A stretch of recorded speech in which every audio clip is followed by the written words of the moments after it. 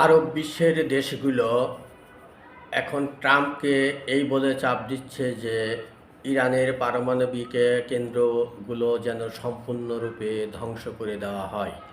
একই সাথে তারা হরমুজ প্রণালীতে ইরানের যে একছত্র নিয়ন্ত্রণ রয়েছে সেই নিয়ন্ত্রণে যেন যুক্তরাষ্ট্রের হাতে চলে যায়, ইরান যেন হরমুজ প্রণালীতে কর্তৃত্ব করতে না পারে।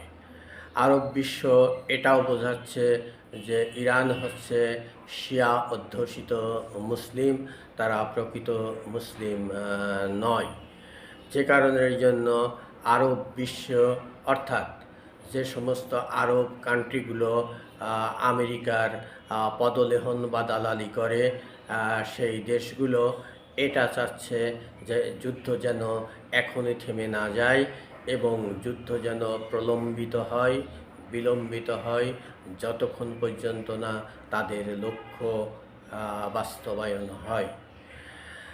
অপরদিকে এই অভিযোগগুলো আমেরিকা থেকে অর্থাৎ যুক্তরাষ্ট্র থেকে প্রকাশ করা হচ্ছে, কিন্তু প্রকাশ্যে আরব বিশ্ব এ ব্যাপারে মুখ খুলছে না।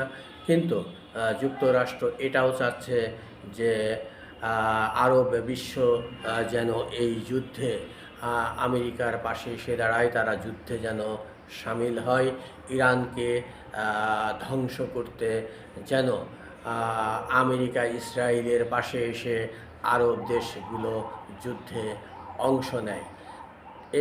এই কারণে তারা এটা বলছে যে তাহলে ট্রাম্প প্রশাসন দেশের অভ্যন্তরে এবং আন্তর্জাতিক পর্যায়ে যে চাপের মুখোমুখি আছে, সেই চাপ থেকে তারা নিষ্কৃতি পাবে এবং যুদ্ধর অর্থাৎ ইরানে হামলার যৌক্তিকতা আন্তর্জাতিকভাবে স্বীকৃত হবে যদি আরব বিশ্ব অর্থাৎ মুসলিম কান্ট্রিগুলো ইসরায়েল এবং যুক্তরাষ্ট্রের সাথে কাঁধে কাঁধ মিলিয়ে যুদ্ধে সামিল হয়। কি গভীর এক ষড়যন্ত্র! এই ষড়যন্ত্রে অবশ্যই মুসলিম বিশ্ব দায়ী, কারণ মুসলিম বিশ্ব যদি আরেকটি মুসলিম দেশের পাশে থাকতো তাহলে আজকের এই ঘটনার অবতারণা হতো না। একটি স্বাধীন সার্বভৌম দেশের ভূখণ্ড করায়ত্ত করে নিজেদের সুবিধা আদায়, তেলক্ষেত্র দখল এবং তা লুটপাটের যে মহাপরিকল্পনা, সেই পরিকল্পনারই অংশ ইরানে হামলা চালানো।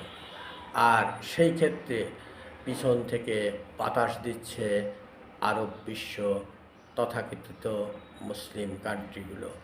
মুসলমানদের ইমান, আকিদা, তাদের যে শৌর্য বীর্য আজ কোথায়?